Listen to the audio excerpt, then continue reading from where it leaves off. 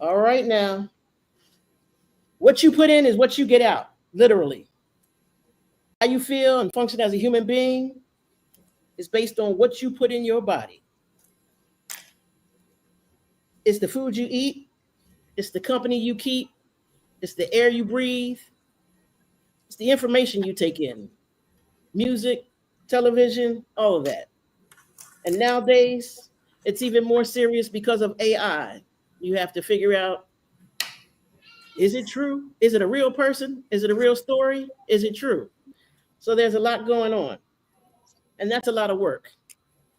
And what you put in your body has to do with how you feel and how you take in that information. And if you're not feeding your body the proper food, which we call medicine, then we end up with a lot of brain fog. And that's not fun. So get your pen and paper out because we're going to be discussing a ton of good, relatable information that you'll need to know, things that will help you, different foods that you can use, spices, herbs, different things that you can use to get yourself out of that brain fog and into using your food as medicine so that later in life you won't have to use medicine as your food. How's everybody doing today? Great. Great. All right, now we got somebody out there looking at us today. How about that? What's in your medicine cabinet? What is in your medicine cabinet? Is your medicine cabinet filled with nature or is it filled with pharmaceutical drugs?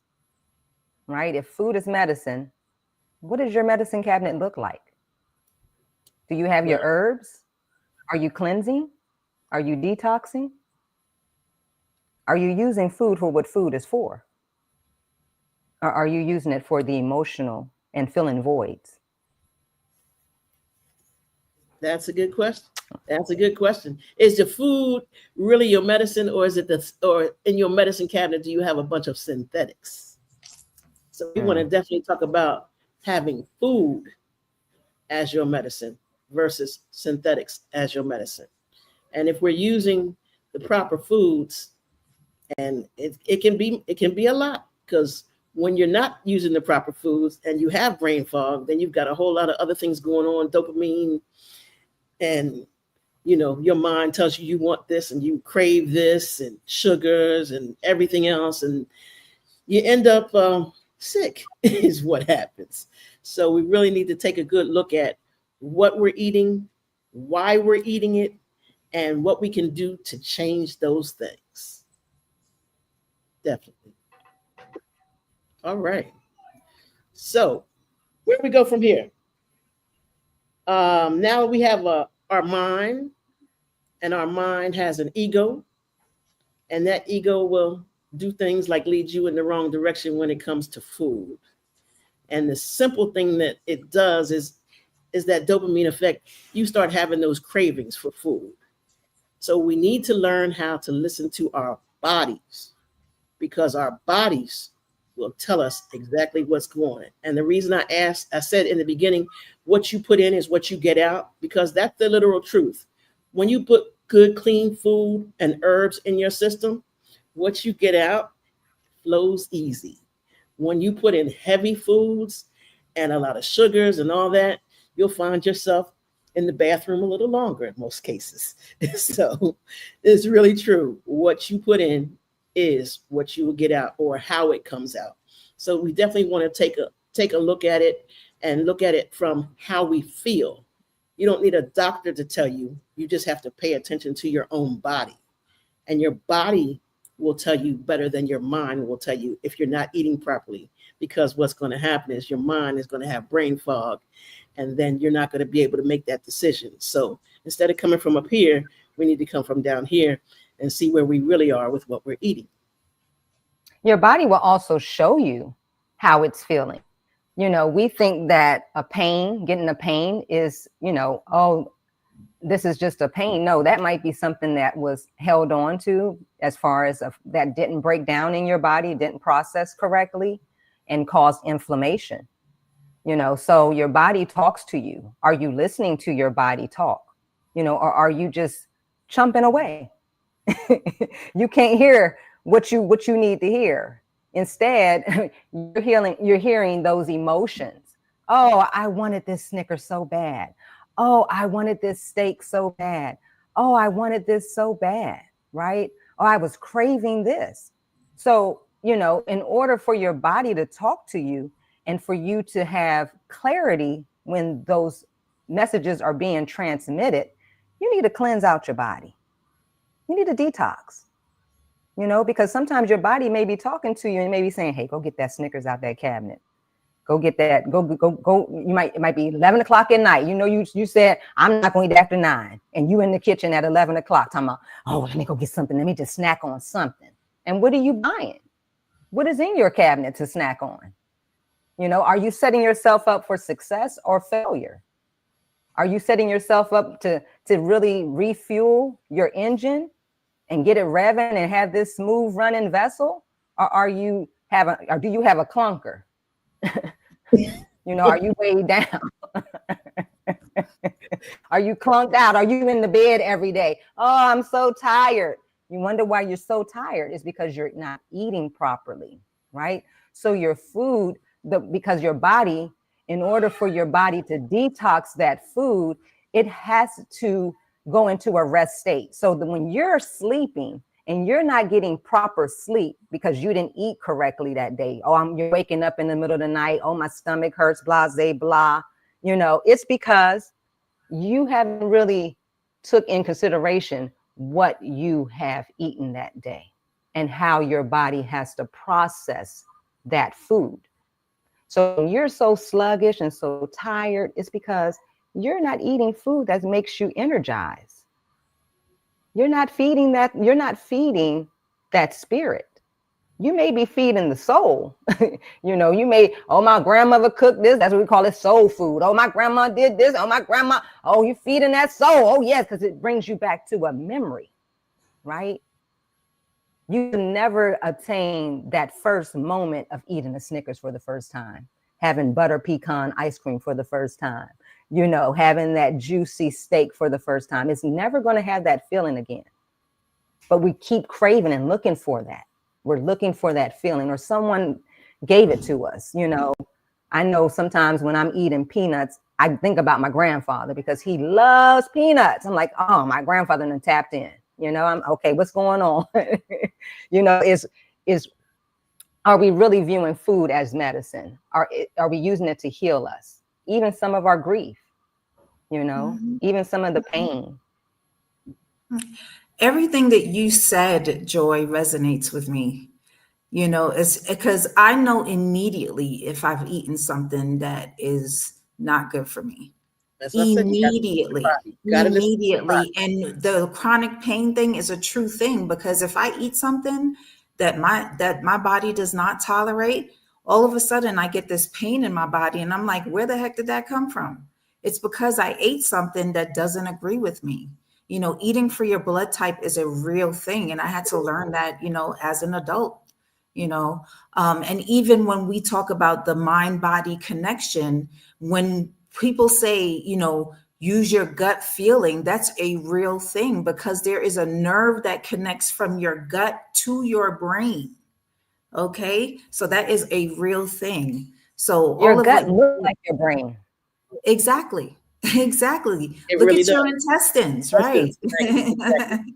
It looks like the form. Exactly. It sure Right, does. It sure exactly. does. So, every part of our system is connected in ways that we can't even imagine, right? And We are so if wonderfully you're made. in tuned, right, and if you're in tuned with your body, you know immediately what you should and should not be eating.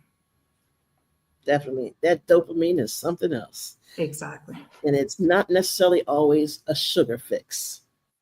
You know, it's not always just a sugar fix. Sugar is one of those things that you crave. And they said sugar, they said sugar is worse than cocaine when it comes to habit forming. It's one of those things where it just pulls you in, and when you get it in your system, honestly, the only way to get it out is to detox, because you'll have And we're those not cravings. saying that all sugar is bad, right? Not at all. Because your body has glucose in it, right? So your body is craving this sugar, right? But what sugar is it really looking for? There you Is it go. looking for this processed sugar that's on this shelf? Or is it looking for that piece of fruit that's hanging on that tree? And I'll tell you the difference. Let me tell you the difference. I know myself. I can go out here and let me give you, for instance, there was a company called Mad River and they made tea. And they made this wonderful green tea with lemon in it. And I used to buy it and drink it all the time in DC. This little store that sold it because you couldn't find it everywhere. And then all of a sudden they went big time. And when they went big time, Coca-Cola bought them out. And I didn't realize it at the time. I didn't realize it until I was home drinking it, got my 2 bottles just like normal, got home, started drinking it, and I started running to the bathroom. And that's what happens when I drink something with high fructose corn syrup in it. It runs me to the bathroom because it's synthetic, it's not real, and your body knows. And I kept going, something is different. I couldn't figure it out. What I ate that day that was different because I had no idea that Coca-Cola had bought out Mad River. So all day I'm trying to figure out what is going on. Why am I running to the bathroom like I've been drinking beer? And come to find out later on, I looked at the bottle and suddenly they started putting high fructose corn syrup in it. And that's the difference. You know, when you're eating things that are man-made, or come from nature, versus something that's man-made, it's a difference. And the sugars is different. High fructose corn syrup is a synthetic. It's not real. Right. And your body does not know how to process it. Your body does not know how to process it. And that's what happens. And that's when I can tell, like I said, it's not your mind, it's your body. Your body will always tell you. We just have to learn to pay attention to it. Definitely. Yeah. Even with salt, even with the salt cravings, I shouldn't crave so much salt. But when you cry, when you blow your nose, when you spit, it's all salty. When you sweat, it's all salty. So what's inside of you? Salt. So you're craving something that's naturally inside of you. Exactly. But you have to ask yourself, where are these cravings coming from? Sometimes these cravings can be, something that we've gotten into the habit of. They can be like you said, you was in a routine and a habit of just going to get this and grab it because guess what? I like the way it tastes. It made me feel a certain way, and we're going to keep those habits, right? But we're going to. No, I just wanted to say what I learned too is that cravings come from parasites. If you really want to get to the root of it, when you have certain cravings for sugar, especially, or even meat, that's parasites that's putting those cravings. They're craving that and it's making you want it as well. Exactly. That bacteria. Absolutely. Mm-hmm. Absolutely. 100%. Absolutely. Yeah. It was something brought to my attention about salt and sugar. Like, okay, if you're having these salty cravings, then the emotion attached with the salt is anger. Ooh. The emotion attached with the sugar is lack of love. Right? That makes sense. Right? Because you think about when you're growing up, you look at sugar and sweets as a reward. Right? It's like a love. Dessert after dinner. Oh, mommy gave me a piece of candy. Oh, I was a good girl at school. They rewarded you with, a treat, and it might have been a sugary treat. Mm-hmm. Even Valentine's Day. Even Valentine's Day, Joy. What do they promote during Valentine's Day? A bunch of sweets. Sweets and chocolate. Sweets and chocolate. There you go. Because we're really not loving on ourselves. We think that's loving. Exactly. Is it really loving? Why are we holding on to so much anger? Why aren't you releasing this salt in other ways? Why aren't you releasing this stress, this anger? Run, jog, do something outside of just eat. Grab a bag of potato chips. Y'all know who I'm talking to. Y'all know who I'm talking to. Them potato chips lovers. Because I'm one of them. I said, I must be angry. Oh my God, I don't know where. A lot of anger. And the anger affects your liver. It affects your liver. That's funny because I only allow myself to eat potato chips maybe 2 or 3 times a year because I have a bad habit with potato chips. Lisa, you witnessed my potato chip craving. When I have some dip, some sour cream and onion dip with potato chips, I look like I haven't eaten for weeks. It's something about it, and I can't stop, and it's uncontrollable. And I will eat every chip and every last little bit of dip, and it's like, so I only allow myself to do that maybe once or twice a year, because I will eat the whole bag of chips and the whole thing of dip, and I'm measuring out to make sure I got enough to cover the rest, because I'm serious about it. And it's serious when you think about it, because it's in the mind. You cannot control. That's something I know that I have a problem with. And like I said, Lisa witnessed that. It's not cute. It's not But cute. you know what? For promotional purposes, you know, they say you can't just eat one. So I have one bag, I have a snack bag that I grab, you know, and on here it says, I bet you will eat the whole bag. And you eat the whole bag. You eat the whole bag. That's it's mind ridiculous, games, baby. you That's know. mind games. And that's probably what's wrong with me as And a I'm not kid. saying potato chips and sugar is bad, right? Because potato chips aren't bad. You know, just depends on how they're being cooked. If you're preparing your potato chips on your own, you know, there's a difference if you're using a certain type of oil and not these seeded oils or these fake oils that are out here that have more chemicals in them. You know, your body can recognize that potato a little better. You know, you're using sea salt, you know, your body can recognize that a little better, because it's, you know, it comes from nature. You know, I'm not saying that don't eat potato chips, don't eat a piece of candy. You know, there is healthy sweets, healthy salty items out there for us to enjoy, for our body to feel good with it, you know. And so that's one thing that I appreciate about living abroad, because you will see more of the good stuff in the grocery stores than you see the bad stuff, right? There's markets everywhere where you can get fresh produce and vegetables. You know, when you go in the grocery stores, there's an abundance of healthy things that you can purchase. And you know how in the States, when you go into a supermarket, they're constantly having displays of like snack foods and, you know, things that you're not supposed to be eating. They have it displayed all over the store that you can't even help yourself. I don't see that here in Ecuador. So that's one of the things that I absolutely love about living abroad. And I don't have the commercials tempting me on the television, you know, every 5 minutes, showing me different food items or fast food that I, you know, and then I have all these cravings. So those are the things that I appreciate about living abroad that I wasn't afforded when I lived in the United States. And I will say this too. I will say this too about the sweets here. When you go to a bakery or something and you buy cakes and sweets, they don't use as much sugar in their food as they do in the States. And it takes some getting used to. There's a couple of things that I noticed here about the food that's here. Plentiful here in Mexico with all the different fruits.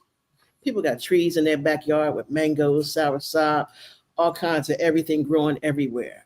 But the thing that I noticed when I first came down here, actually it was the second time I came down here, when I went to the grocery store. And I went in the store because we were staying a little bit longer that time. Not that we were going to do a lot of cooking, but because normally we just got snacks, water, that kind of thing. But I just wanted to walk around and see what was going on. And I looked at the meat and I was shocked. They say it's a third world country. Well, let me tell you about this third world country. The meat has a date on it for 3 days. 3. What does the meat in the United States have on it? They don't have a lot of dye in the food and all that kind of stuff because it hasn't been frozen. It's got 3 days. You're going to buy it and to use it in 3 days, or you're going to buy it and freeze it within 3 days. That's it. I was like, whoa. That part, right? Because you're going to buy what you need, right? And you're going to buy it when you need it. Okay. So a lot of times we have stocked up on so many stuff. Exactly. You know, thinking we going to need it later, you know, excess, you know, making sure we have it at our disposal. You know, like you said, you don't see all those snack things when you're walking out of the register. You know, as soon as you're walking out to the register, they're going to try to get you. Hey, you better get one of these Snickers. You better get some Tic Tacs, whatever it is. It's at the register. So So while you're sitting there in line, you're looking, and them cravings, it takes a conscientious effort not to purchase something when you're so used to purchasing it. Me still being in the States here in Washington, D.C., I go to the farmer's market, I go to different organic markets so that I don't have to experience the stuff that isn't so good for you. Yeah, I'm paying a pretty penny. And when they cut off these food stamps, I don't know what I'm going to do. But anyway. Shut up. Shut up. I'm joking. I'm joking. But, when you want to eat healthy in the States, it's more expensive, right? When you're probably where you guys experience that it's not as expensive to eat healthy where you are. It's cheap to buy a piece of fruit. Our fruit is ridiculous. The cost of it is ridiculous. I saw the price of eggs there. Grass-fed meat. We have to advertise it as grass-fed meat where you guys know it's grass-fed. And on that point, right? It's easier to eat fast foods because it's cheaper. Well, it's easier to eat high preservative foods because it's cheaper. Yeah.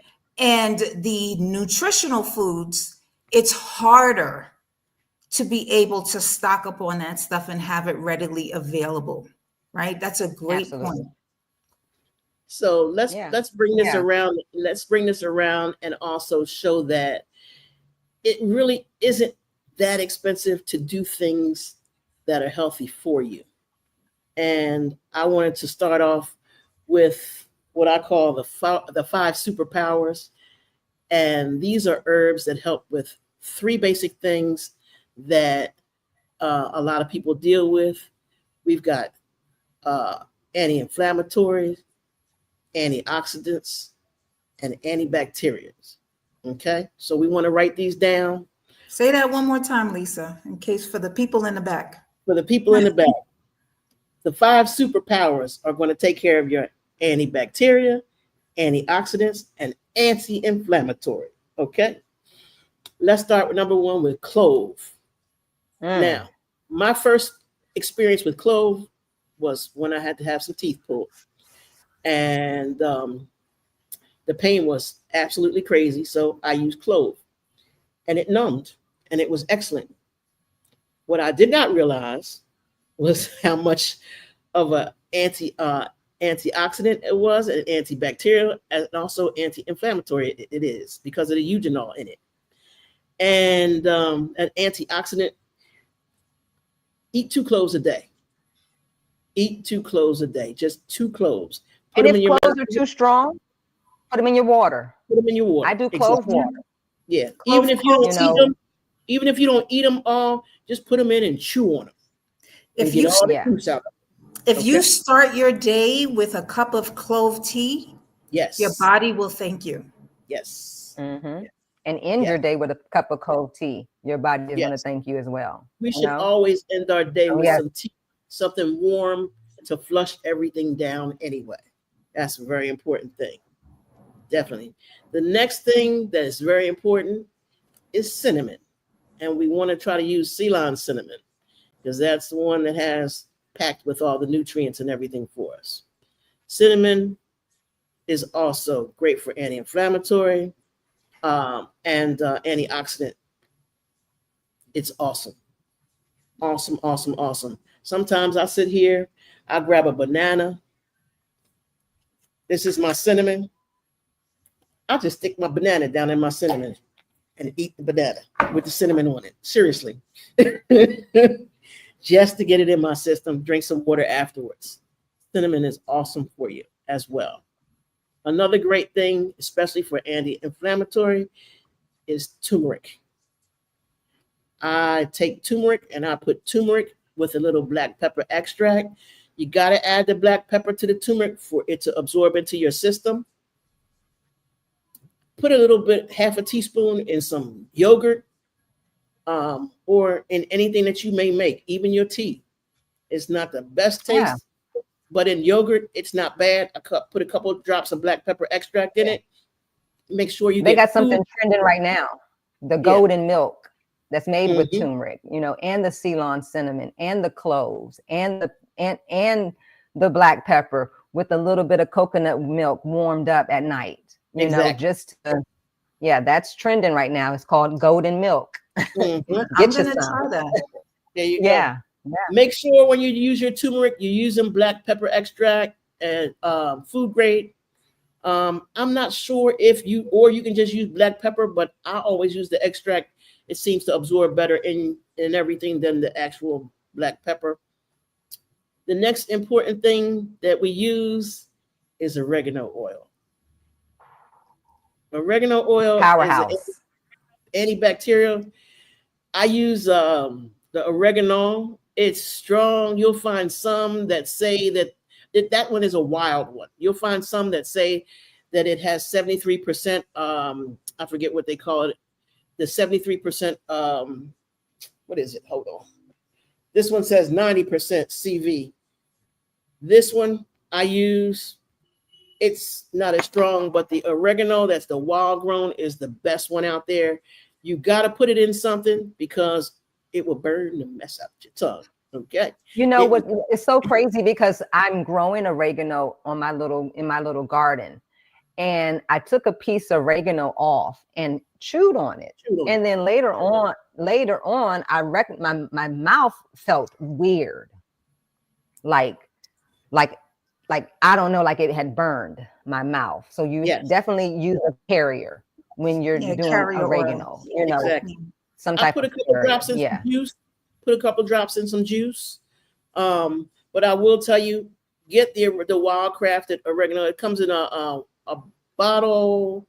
It's yellow, white, and blue. I forget the name of the company, but that's the best And one it's because you 2 or 3 drops of that is fine. This one I can put 20 drops in and still can't taste it like I can taste the 2 or 3 drops of the other one.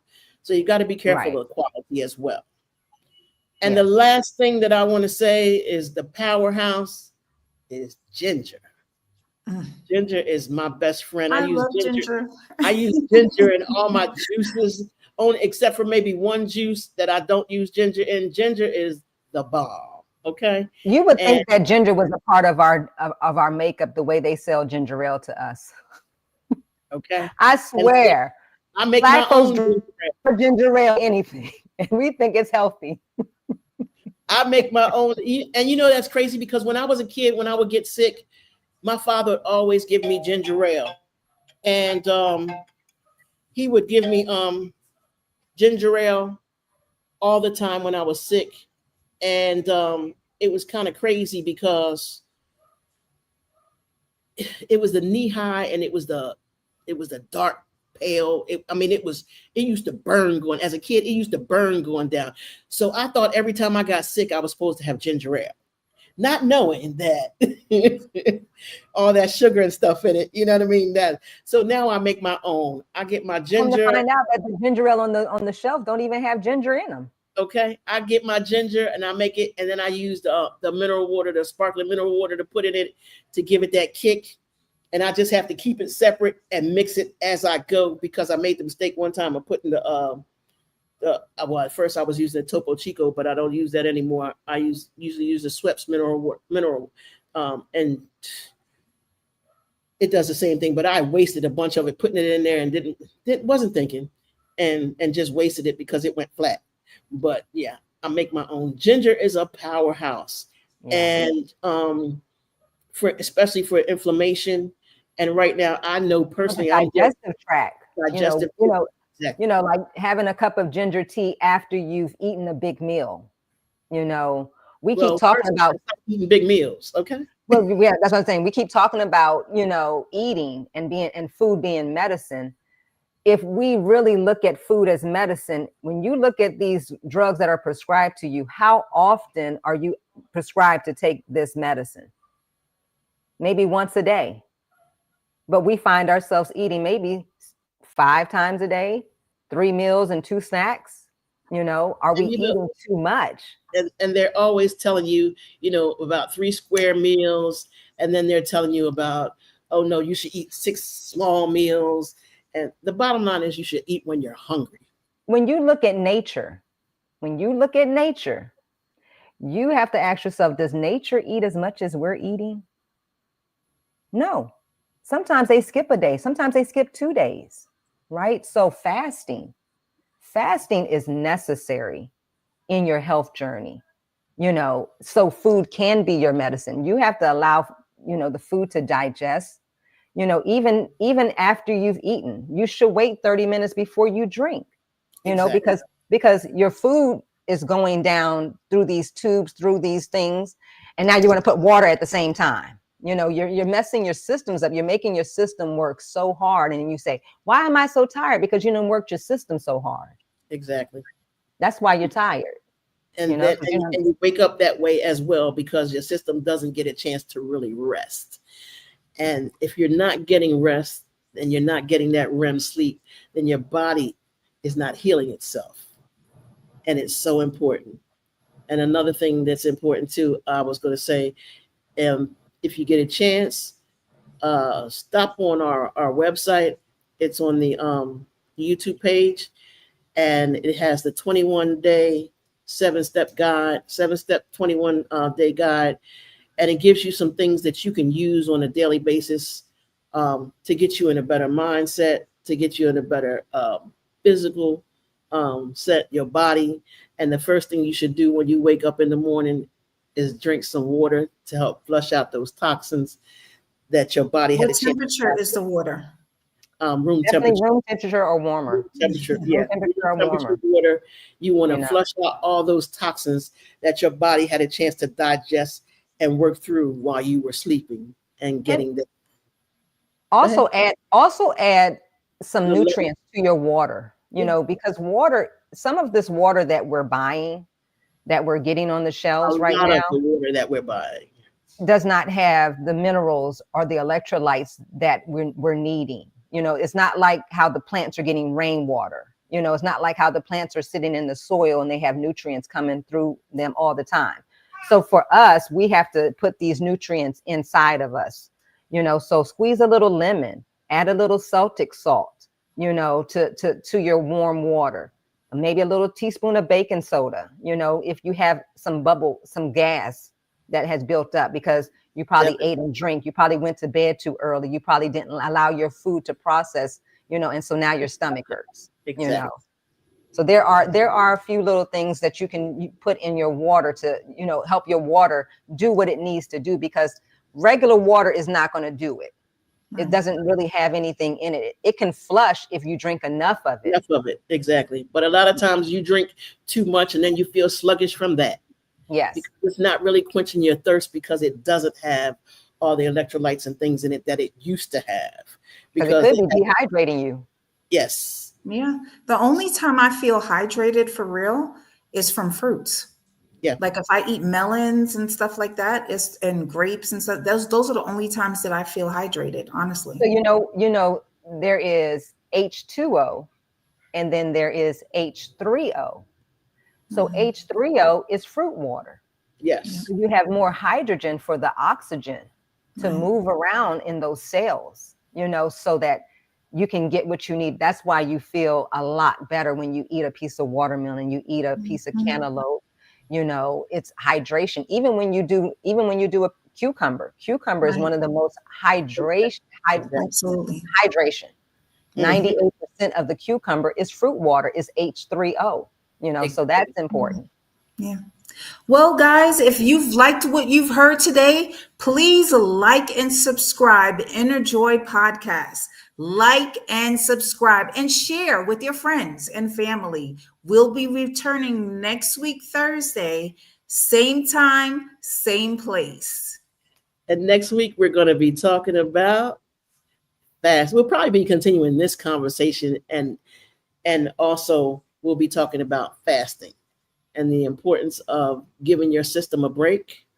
A lot of people are scared of fasting, but even if it's only intermittent fasting where you're doing like 16 hours no food and 8 hours you're eating food, every little bit helps, because you're giving your system a chance to slow down and process and do what it needs to do.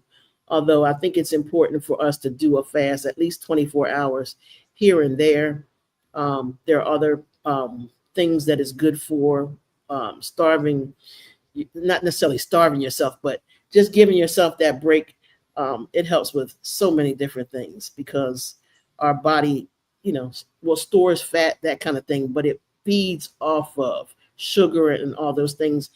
And one of the best ways to stop that dopamine and all that is to fast, detox, and then to fast and get those things out of your system. So next week we'll be continuing the food is medicine and talking about fasting. And we hope you join us here on the Inner Joy podcast and enjoy the rest of your day. Peace. Bye.